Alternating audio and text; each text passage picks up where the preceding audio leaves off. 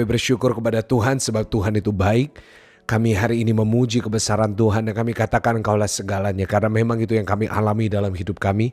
Kau sungguh Tuhan kami yang baik, Kau sungguh Allah kami yang setia. Dan tidak ada yang seperti Engkau di dalam kehidupan kami. Kami bersyukur untuk semua yang Kau sudah perbuat. Kami bersyukur untuk apa yang Kau akan perbuat dalam hidup kami. Karena kami tahu setiap rencana Tuhan pasti mendatangkan kebaikan. Terima kasih untuk kasih setiamu, terima kasih untuk berkat-berkat-Mu. Hari ini kami mau belajar dari firman Tuhan, hari ini kami mau merenungkan firman Tuhan dan kami percaya apa yang kami pelajari hari ini mendatangkan hal-hal yang baik dalam kehidupan kami. Urapi setiap jemaat Tuhan dimanapun mereka berada, biarlah hari ini lewat firman Tuhan kami semuanya diberkati oleh Tuhan. Dalam nama Tuhan Yesus yang siap untuk mendengarkan firman Tuhan, sama-sama kita mau katakan amin, amin, amin, amin. Kita berikan tepuk tangan yang paling meriah, tepuk tangan yang paling dahsyat buat Tuhan. Puji Tuhan, puji Tuhan. Selamat pagi, shalom Bapak Ibu Saudara sekalian. Puji Tuhan, senang sekali bisa kembali bersama dengan saudara melayani Tuhan, memuji Tuhan, meninggikan nama Tuhan. Nah, saya tahu dimanapun saudara berada, pasti saudara orang-orang yang diberkati oleh Tuhan. Puji Tuhan. Bapak Ibu, saya bersuka cita sekali bisa menyapa saudara. Tulis di live chat, Tuhan Yesus dahsyat. Bapak Ibu Saudara, nanti malam saya akan ada di Sawangan karena saudara bagi yang belum tahu, sahabat saya, mentor saya Bapak Pendeta Riza Solihin baru saja meninggal dunia minggu kemarin. Dia sudah pulang ke rumah Bapak, sudah bersama dengan Tuhan Yesus. Dan saudara, saya akan berangkat untuk ibadah penghiburan dan besok pagi saya akan memimpin ibadah pemberangkatan jenazah menuju ke tempat penguburan. Saudara, mohon doanya bukan untuk sayanya tetapi untuk keluarga yang ditinggalkan dan untuk gereja yang ditinggalkan, ya jemaat GBI Sawangan. Kami jemaat doa pagi juga mendoakan saudara. Mungkin ada yang mengikuti doa pagi ini dan saudara boleh tulis di live chat, yes, turut berduka cita untuk Bapak Pendeta Riza Solihin. Saudara, saya mohon maaf nanti malam tidak bisa mengadakan sela karena memang saya harus menjalankan tugas saya ke Jakarta, ya, karena saya harus menghibur keluarga, saya harus hadir di situ. Saya juga datang sampai besok malam Bapak Ibu Saudara. Jadi mohon doanya supaya Tuhan memberikan kekuatan untuk keluarga, ya. Tetapi selanya kita nanti lanjutin di Selasa depan. Bapak Ibu Saudara, kita mau belajar bersama-sama hari ini dari Matius pasal 26 ayatnya ke-14 sampai ayatnya yang ke-16.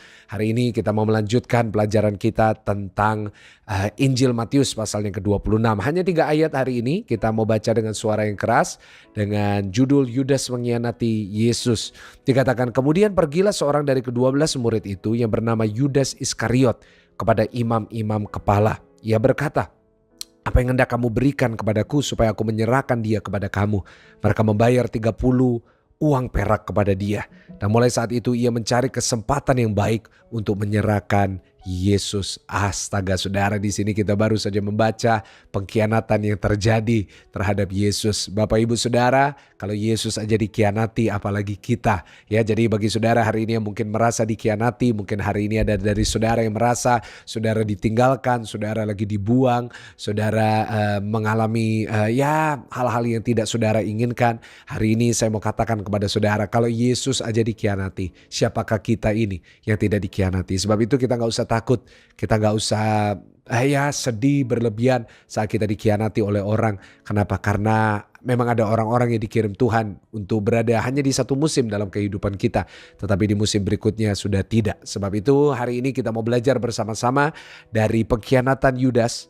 Dan hari ini saya membawakan satu firman Tuhan, saya beri judul Waspada Roh Yudas. Sama-sama tulis di live chat, waspada roh Yudas. Bapak Ibu, kalau kita gak waspada terhadap roh Yudas, maka kita pun juga bisa menjadi Yudas. Kenapa? Karena kalau saudara perhatikan, Yudas adalah muridnya Yesus. Nah, saudara muridnya siapa? Saudara mungkin muridnya Pastor Michael Gunawan. Saya tidak lebih daripada Yesus, jauh Bapak Ibu Saudara. Artinya kalau gurunya Yesus aja bisa ada roh Yudas, apalagi saudara yang ikut doa pagi. Sebab itu kita harus selalu berjaga-jaga Bapak Ibu Saudara. Sebab itu kita gak boleh cuma dalam hidup mencari berkat, mencari mujizat. Karena iblis pun juga bisa melakukan itu.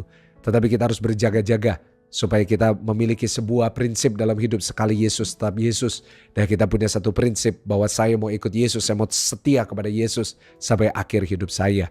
Bapak Ibu Saudara, Yudas di akhir zaman sangat banyak sekali. hari ini lebih daripada sebelumnya. Begitu banyak pengkhianatan yang terjadi. Hari-hari ini lebih daripada sebelumnya, begitu banyak perpecahan sedang terjadi. Dan saudara, saya berdoa itu gak terjadi di dalam kehidupan saudara. Itu gak terjadi dalam bisnis saudara. Itu gak terjadi di keluarga saudara sendiri.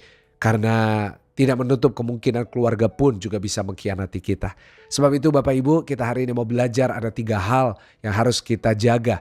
Supaya saudara dan saya tidak memiliki roh Yudas ini. Dan saudara, saya berdoa firman Tuhan hari ini menjadi berkat buat saudara. 3 hal yang membuat kita harus berjaga-jaga terhadap roh Yudas. Dikatakan sama-sama di ayat 14. Kita baca dari ayat 14 dulu. Kemudian pergilah seorang dari ke-12 murid itu yang bernama Yudas Iskariot kepada imam-imam kepala. Nah Bapak Ibu Saudara, pelajaran pertama yang harus saudara dan saya pegang supaya kita tidak memiliki roh Yudas, yaitu yang pertama, catat. Pastikan kita bukan murid yang palsu. Sama-sama tulis di live chat, pastikan kita bukan murid yang palsu. Bapak Ibu Saudara, Yudas itu inner circle-nya Tuhan Yesus. Tuhan Yesus memang punya banyak sahabat. Tetapi orang-orang yang bersama dengan dia setiap hari itu adalah 12 murid. Saudara, di antara 12 ini ada banyak sekali background. Ada banyak sekali latar belakang dari orang-orang. Petrus seorang yang dulunya adalah penjala ikan. Yang namanya Matius, dia pemungut cukai.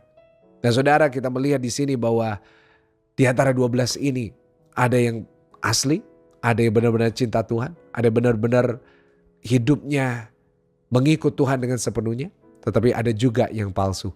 Saudara, karena itu tidak menutup kemungkinan ada Kristen palsu juga di antara orang-orang Kristen. Saya sudah sampaikan ini di khotbah saya di doa pagi, kalau nggak salah hari Jumat yang lalu ya, saudara, waspada Kristen palsu. Bapak Ibu Saudara, kita bukan hanya seringkali menjadi Kristen palsu, tapi kita juga bisa jadi murid yang palsu. Saudara, kita bukan cuma jadi pengikut, kadang-kadang kita udah jadi murid, kita udah jadi pelayan Tuhan, kita udah terlibat di dalam pelayanan, mungkin kita terlibat di dalam gereja. Mungkin saudara seorang pelayan Tuhan, mungkin saudara seorang penatua. Mungkin saudara yang menonton ini adalah seorang hamba Tuhan. Tidak menutup kemungkinan itu. Nah, kita harus waspada supaya kita nggak jadi murid yang palsu. Saudara, Yudas melihat begitu banyak mujizat yang Yesus lakukan. Saya bisa bayangin ya, setiap hari itu bersama dengan Tuhan itu pasti ada aja. Tulis di live chat, bersama Yesus ada aja. Ya kan? Saya yakin mereka itu selama 3,5 tahun ikut Yesus, gak ada yang sia-sia loh setiap harinya. Kenapa? Ada aja yang dilakukan sama Tuhan Yesus.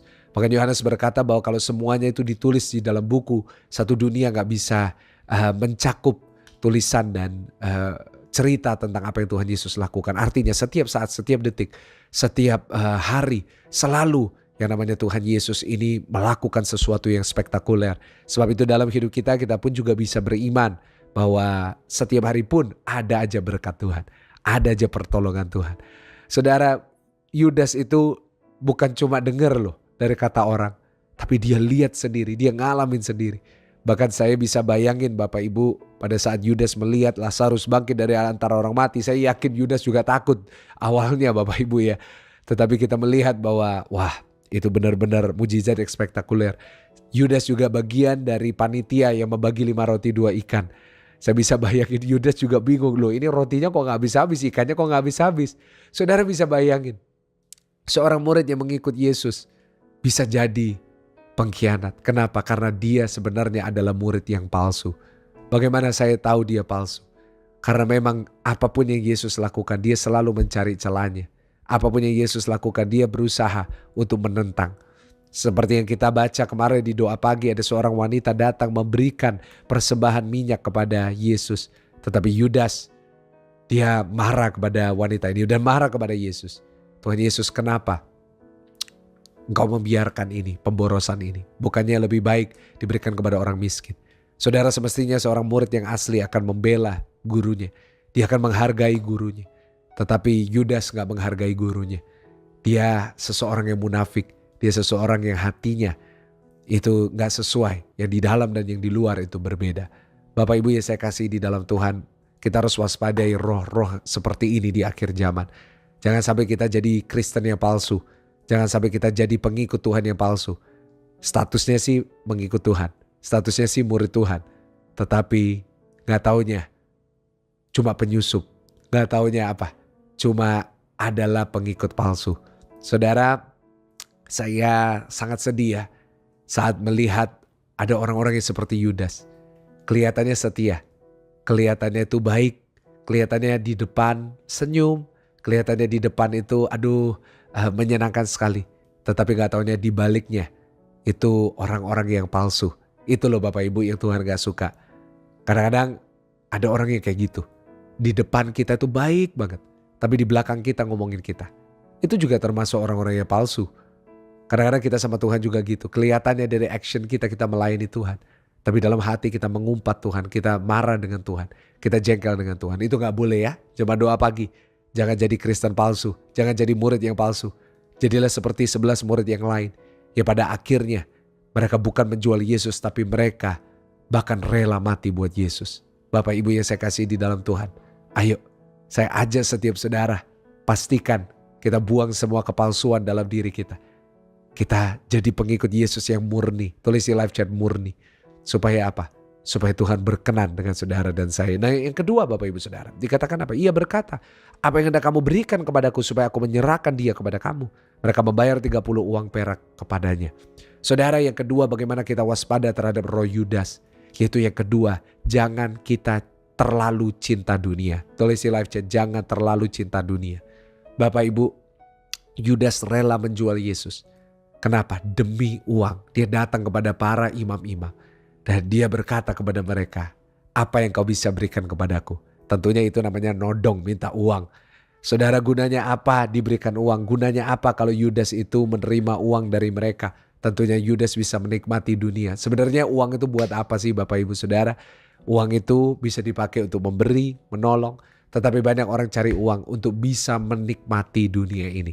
Bisa liburan, bisa beli barang, bisa ya menikmati rumah yang baik, bisa punya mobil yang lebih bagus, bisa berpenampilan lebih keren saudara. Tetapi izinkan saya mengajak setiap saudara untuk merenungkan. Yang lebih penting yang mana? Dunia atau Tuhan? Apakah kita demi dunia karena kita terlalu mencintai dunia bisa menjual Tuhan? Saudara, kalau hari ini saudara adalah orang-orang yang lebih memilih dunia daripada Tuhan. Saudara yang lebih mementingkan dunia daripada Tuhan. Saudara sebenarnya sudah memiliki roh Yudas di dalam diri saudara. Kalau hari ini saudara membiarkan dunia mengelabui saudara dan saya. Sehingga kita mementingkan acara-acara sosial kita, acara-acara bersama dengan teman dibanding ibadah. Kalau saudara lebih baik nonton daripada saudara ibadah. Kalau saudara ya lebih mementingkan memberi uang kepada toko-toko untuk membeli barang daripada saudara menabur dan menolong orang-orang yang lebih mampu. Saya rasa roh Yudas sudah mulai menyusup di dalam hidup saudara dan saya. Bapak Ibu, saya merasa bahwa seringkali di dalam kehidupan kita ini dikelabui dengan dunia. Dan memang dunia menawarkan hal-hal yang sangat-sangat indah dan menyenangkan. Kalau saudara perhatikan, Yesus pun salah satu cobaan dia adalah ditawarkan dunia ini. Ditawarkan, lihat seluruh dunia ini diberikan kepada kamu.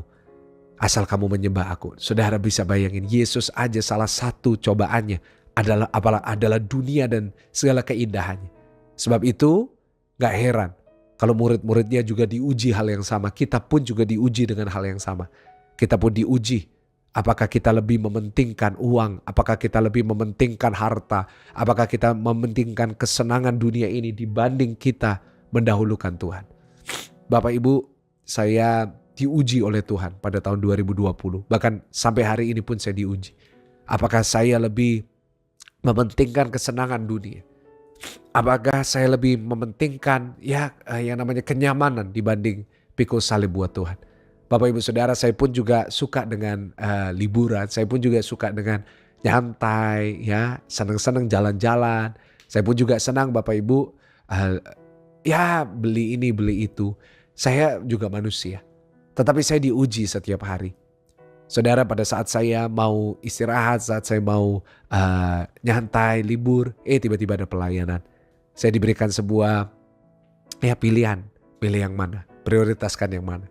Saudara, semestinya kalau mau nurutin daging, ya lebih baik saya santai-santai. Gak setiap hari dari pagi sampai malam di luar rumah melakukan tugas-tugas saya. Tetapi saya lebih memilih Tuhan. Kenapa? Karena saya nggak mau jadi Yudas. Saudara, di saat saya diberkati secara financial, saya tabur kembali ke pelayanan untuk beli ini, beli itu, untuk gereja bisa lebih baik, ya untuk misi dan lain-lainnya. Saya mestinya bisa Bapak Ibu, yang namanya itu hak saya kalau saya diberkati secara financial, ya saya diundang ke sana, diundang ke sini, saya menerima berkat, ya tetapi saya tabur itu kembali untuk pelayanan. Saya memberkati orang-orang di sekitar saya. Kenapa? Karena saya nggak mau membiarkan keduniawian menguasai diri saya. Dan saya rasa ini sesuatu yang sangat penting sekali untuk kita terus pegang di dalam hidup kita. Jangan sampai kita lebih cinta dunia daripada kita cinta Tuhan. Tuhan harus tetap menjadi yang nomor satu dalam hidup kita. Dan yang terakhir Bapak Ibu di ayat 16 dikatakan, dan mulai saat itu ia mencari kesempatan yang baik untuk menyerahkan Yesus. Roh Yudas yang ketiga itu, supaya kita berjaga-jaga daripadanya. Yang pertama, jangan jadi murid yang palsu. Yang kedua, jangan lebih cinta dunia. Yang ketiga, saudara dan saya, jangan selalu suka cari kesalahan Tuhan. Tulis di live chat, jangan suka cari kesalahan Tuhan. Lihat di sini, Yudas selalu mencari kesempatan untuk menyerahkan Yesus. Selalu dia mencari-cari bagaimana dia bisa menjual Yesus. Dia mencari-cari Yesus salah ngomong, Yesus berada di tempat yang salah, lalu menyerahkan Yesus. Bapak Ibu Saudara, kadang-kadang ada orang-orang Kristen sukanya kritik. Ada orang-orang Kristen sukanya menyerang sana sini. Ada banyak orang Kristen suka mencari kesalahan hamba-hamba Tuhan, mencari kesalahan gereja. Saudara harus tahu gereja hamba-hamba Tuhan ini adalah wakilnya Tuhan. Ya, memang kalau saudara gak percaya itu ya juga gak apa-apa. Tetapi saudara harus tahu bahwa hamba-hamba Tuhan dan gereja diurapi Tuhan, diperkenan Tuhan untuk menjadi wakil Tuhan di dunia ini. Saudara boleh gak? Kita gak usah banyak cari kesalahan orang-orang. Saya pun punya kelemahan dan kekurangan. Saya bukan berarti saudara gak boleh kritik saya, no. Tetapi boleh gak? Kalau kita ini belajar gak usah suka cari kesalahan hamba-hamba Tuhan. Boleh gak kita gak usah suka cari kelemahan-kelemahan gereja. Ada orang itu yang lihat kalau hamba-hamba Tuhan yang lagi jatuh, lagi diomongin, malah senang. Kadang-kadang orang Kristen yang malah senang. Lihat ada hamba Tuhan ini viral kasus ini. Wah, kita ikut ngomongin, kita ikut jelekin, kita ikut ngeledekin. Justru kita rasanya puas kalau ada orang itu jatuh. Boleh gak kayak gitu? Itu namanya Yudas. Malah senang kalau Yesus ditangkap, malah senang kalau Yesus salah, malah senang kalau Yesus jatuh. Saudara, roh Yudas sangat-sangat nyata hari-hari ini. Saya melihat di sosial media orang itu bisa jahat sekali di depan muka kita. Orang Indonesia itu seperti itu ya Bapak Ibu. Di depan muka sopan banget. Ya, bahkan semuanya sopan, lewat orang dia nunduk, ya kan, tangannya pakai seperti ini. Tetapi kalau sudah di sosial media, kalau jelekin, kalau di WA, aduh, sangat menyedihkan Bapak Ibu kalau saya boleh katakan. Boleh gak kita gak jadi seperti itu? Itu namanya Yudas loh Bapak Ibu. Jangan kita suka nyerang-nyerang orang. Jangan kita suka nyerang sesama pelayan Tuhan. Jangan kita suka nyerang sesama orang Kristen. Ya, tetapi kalau ada salahnya, kalau ada kekurangannya, kita bicarakan baik-baik. Kita beri nasihat, bukan justru kita yang menjatuhkan. Saya berdoa, ini kita lakukan setiap hari dalam hidup kita. Biarlah roh Yudas itu gak ada di dalam hidup kita. Sama-sama tundukkan kepala saudara, kita mau berdoa. Tuhan berkati setiap jemaat Tuhan. Kami gak mau ada roh Yudas dalam hidup kami. Kami mau hidup menjadi Kristen yang menjadi murid yang baik, murid yang murni. Kami mau jadi orang-orang Kristen yang lebih cinta Tuhan daripada cinta dunia. Dan kami mau menjadi orang-orang Kristen yang tidak suka mencari kesalahan Tuhan, tidak suka mencari kesalahan gereja. Tapi kami mau mendoakan dan terus mendukung dan membangun. Terima kasih untuk kasih setiamu, terima kasih untuk berkat-Mu. Berkati setiap jemaat Tuhan, berkat dari Allah Bapa, Allah Putra, Allah Roh Kudus memberkati jemaat Tuhan mulai hari ini sampai selama-lamanya. Haleluya. Yang percaya sama-sama katakan amin. Bapak Ibu Saudara, terima kasih sudah bergabung bersama dengan saya di ibadah doa pagi. Saudara jangan lupa bahwa besok pagi kembali kita ada doa pagi. Ajak teman-teman dan keluarga saudara untuk bisa bergabung. Saudara, mohon maaf nanti malam kita tidak ada sela karena sebentar lagi ya nanti jam 9 ini saya terbang ke Jakarta untuk menghibur keluarga dari Bapak Pendeta Rizal Solihin. Tapi besok pagi tetap ada doa pagi. Dan saya percaya saudara semuanya pasti diberkati oleh Tuhan lewat ibadah-ibadah ini. Dan jangan lupa saudara tetap semangat, tetap maju ya. Dan lakukan firman, jangan sampai ada roh Yudas itu di dalam diri kita. Tuhan Yesus memberkati saudara, haleluya, amin.